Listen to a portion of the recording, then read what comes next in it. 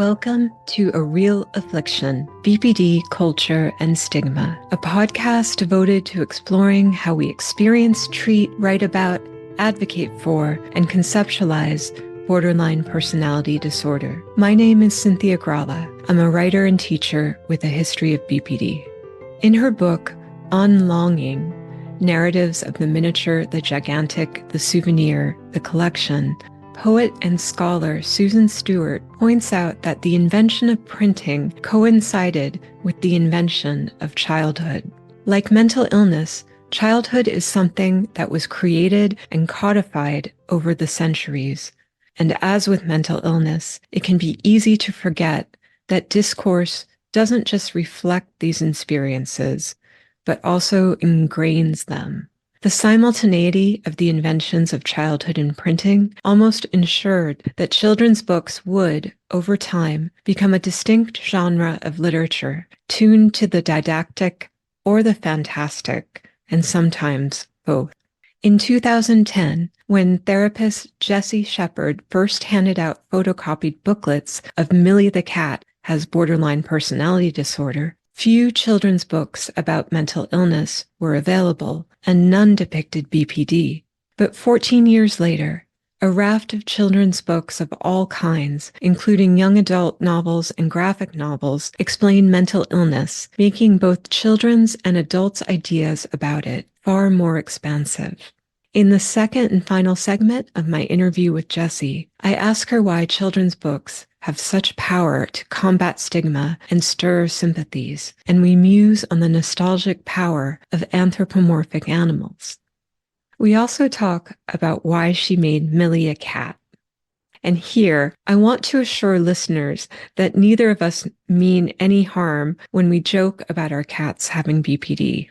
I know that my cat Kuma didn't have a personality disorder, but in observing and accepting his erratic social behavior and rabid fear of abandonment over 13 years, seriously, he would wait by the door when my husband went out for him to return, I was reminded that I could be lovable, even though I'm not always consistent as a spouse, friend, colleague, or daughter. I'm using the past tense to talk about Kuma because in the 3 months between interviewing Jessie and releasing this episode, my sweet and beautiful Kuma died of intestinal lymphoma, just shy of age 13. For my husband and me, Kuma was a family member, and Mark was his favorite person in this world, the person that made his world a home.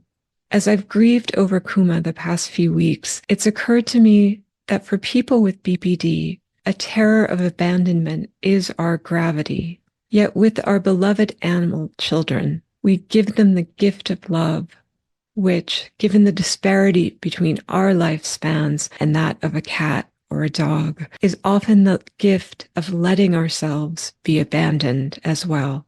From Kuma, I think I'm finally learning that being abandoned, at least in this case, may be a blessing, as it means that my loved boy will never be alone. He was never alone. I hope I can keep that in mind going forward.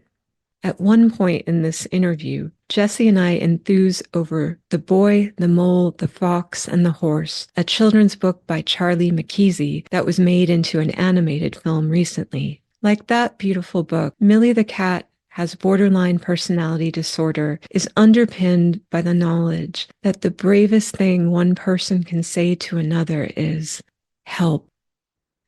Here's the second part of my conversation with Jessie, a thoroughly lovely human being and an inspiring writer and therapist. Please check out her podcast, The Morning Struggle, and remember that the Kindle version of Millie the Cat has borderline personality disorder is free to download in the US. What is the message that you really want people to take away from this book? Oh, let's see. I think the message that I would want people to take away from Millie the Cat has borderline personality disorder specifically is that there is a lot of diagnoses and mental health disorders and a lot of mental symptoms that we manage. And because we have those things, it's important to know what we're managing, symptoms, things like that, right? But every single quote unquote negative thing or thing we have to manage also comes with a very beautiful positive opposite, right? And so yes, Yeah. there's going to be things that we have to deal with and manage, and there's going to be really hard days because that's Yeah. it's just the animal. Yeah. But the other side of that is that there are just amazing things that make us unique and beautiful human beings and make it us important Yeah. to the society as a whole. And Right. so it's important to see both sides of that, recognizing that we're human beings and there's creating balance and healthy, but nobody comes into life perfectly healthy and balanced. Like that is something we work towards. And part of the good is the bad, and that's what makes us incredible.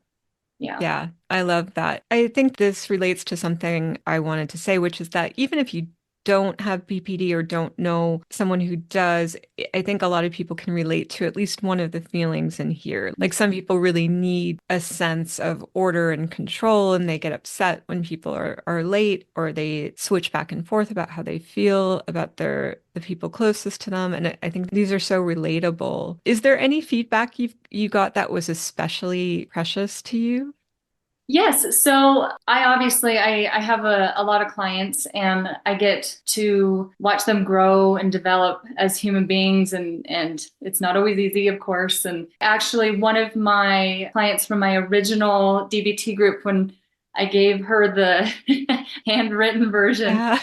actually came back to me many years later to give me a progress report on her life and how she uses those kind of bullets to Hmm. reground herself to move forward. And I have to say, like, being a therapist and being a part of people's lives as they go through the process of healing and growth and figuring out the best version of themselves is the most amazing thing. And it fills my heart when people come back or I get to Yeah. watch the process and see what they've done and how proud of themselves they are. And just that when you really start to love yourself, oh, Hmm. that's such a great piece of life. And I'm just lucky that I get to be a visitor there for a little bit.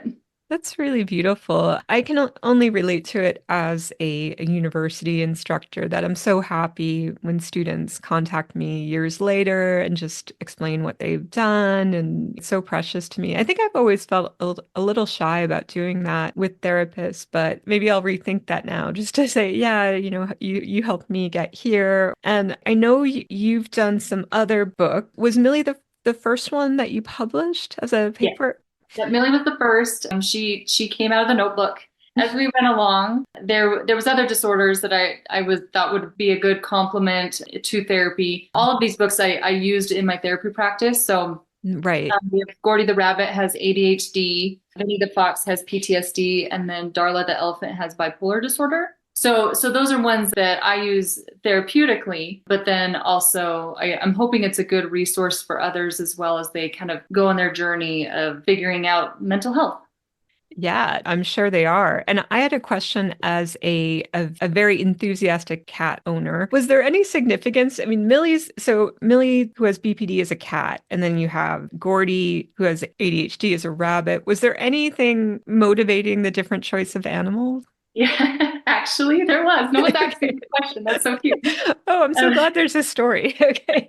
so during the time that I was running this group, I had a cat named Liz, and she was very hot and cold to whether she was okay with me or not. And so if any cat had a personality disorder, she definitely had borderline personality disorder. So that's how Millie came to be because I'm like, yep, that's my cat. Right. We have a wonderful 12-year-old Bengal cat named Kuma, and Oh. he's beautiful, he's loving. He definitely has a fear of abandonment. So sometimes I think, like, especially when I got your book, I was like, "Oh, Kuma, I have to read this to you too." And I know I'm certainly not making light of the diagnosis. I'm not saying he has it, but he definitely has fears of being alone. And I was like, "Look, it's a kitty like you." Yeah. So yeah, so and then you had a rabbit, a fox, and an elephant. So I'm assuming at least the elephant isn't a personal pet, but No. Yeah, so Gordy the rabbit was just this idea of being kind of zoom zoom zoom all over the right. place. And with Darla is a special one because we actually had a dear friend who was diagnosed with bipolar disorder, and favorite animal is the elephant. So I was like, okay, Darla's an elephant. Yeah, that's beautiful. Do you have plans for more of this Actually, type? do. Yeah. So with Gordy, we're actually going to write a book introducing therapy to children. Gordy goes to therapy and just kind of Nice. explaining the process because it's kind of scary as Yeah, going into a stranger's it office, is. playing with toys, but talking about your feelings. It's like, what are we doing? Yeah, absolutely. So I thought that would be a good addition to that. And then we actually have a few that we're looking into, one for anxiety and then oppositional defiant disorder, because that's Mhm. another one that gets a lot of Right. negative pieces. Yeah, So I thought those would be a good pairing with these guys because we can use them tangibly in therapy, yeah. and then hopefully make it easy for others to use it as a resource as well. Those sound great. I'm so glad that you're doing one about therapy because I agree, even as an adult, therapy can be scary. It's always hard for me to start with someone new if I'm Yeah. moving to a new place. And the same thing with peer support groups. Just all of those things can be a little scary at first. My final question is kind of a big picture question. Just what are your thoughts on the potential of these kinds of children's books to use the term very loosely for fighting stigma and just educating people about mental illness? Why do you think this genre can be so effective in that way? Well, I think that we're starting young, for one. Right. The more that you talk about it, in general, any subject, but specifically mental health, the more that we're open about it at a very young age, as children progress through their life into their various versions of adulthood, because we all have our next legs kind of a Right. thing, then we're more likely to talk about it because it's just a normal thing we talk about. And it's interesting how long I've been in mental health because a lot of times it was I have to go to therapy because I have a specific issue. It wasn't just something we do to maintain or to be able to connect and brainstorm and move forward with our world. So I think this particular bracket is good at fighting the stigma simply Mm. because it's very palatable. Yeah. There's not a lot of shocking things we're throwing out there, but it's also like, hey, this is the reality of it. And let's start talking now as we go through, and wherever you happen to enter reading the book, you can go, oh no, okay, so we can talk about this. And then you're talking to your friends, and it's a Yeah. very, I guess the word is palatable, but it's a little Mhm. more relaxed. Like, oh, I got this book, Millie the Cat, you should read it. And Right. it becomes this thing that you talk about Yeah. instead of being like, this research study I read on Right. this, and you go into Yeah, it. it's a lot harder in my experience teaching academic writing to get students or anyone interested in peer-reviewed articles, even though, like you said, some of them are great. And I've actually been very moved by some, but for most people, that's probably not the way in.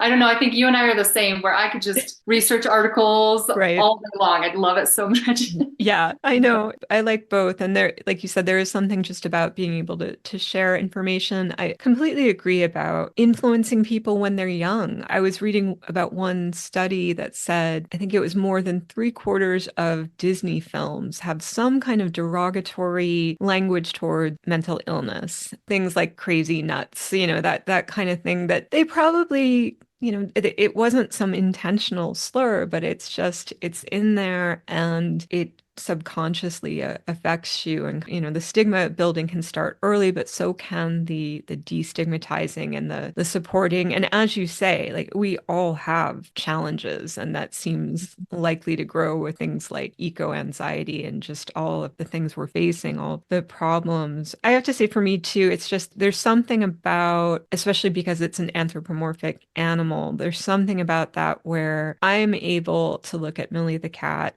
and I want to protect her. I want to take care of her. I want her to feel loved. Whereas it certainly has taken me many years to feel anything like that for myself. So it almost becomes kind of a modeling of that, how to give care. And it reminds me, oh yeah, I should be doing that to myself too. So I think that choice, not just that it was a children's book, but that it was that kind of anthropomorphic animal was such a good choice. Oh, I love that. I haven't necessarily viewed it like that, but that is a beautiful take on that. I love it. I don't know if how other people feel, but it really helped me in that way, in the same way that having stuffed animals has always been something that helped me. So just having her there is wonderful. And I wanted to be sure to share something that you shared with me. Jessie has very generously made the Kindle versions of these books free. So those are on Amazon, is that correct? Yes. Yeah. Yeah, which is amazing. I mean, I still recommend a paper copy because I guess because I'm old fashioned and middle aged and I still I like love paper paper. books, you know. Is there anything final you want to share? I just want to thank you for having me on and continuing to move the stigma. The idea of mental health being just something that we all need to take care of, I think is such an important thing. And Yeah. so I love that you're pushing forward and being like, no, this is stuff we all have to deal with.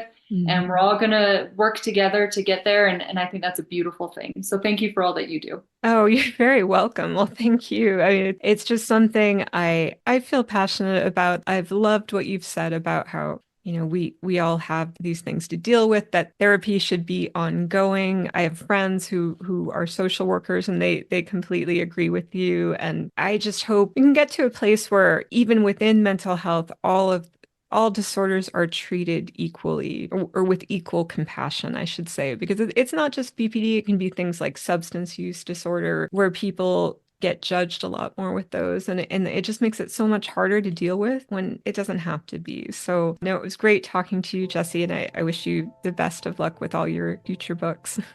Oh, thank you.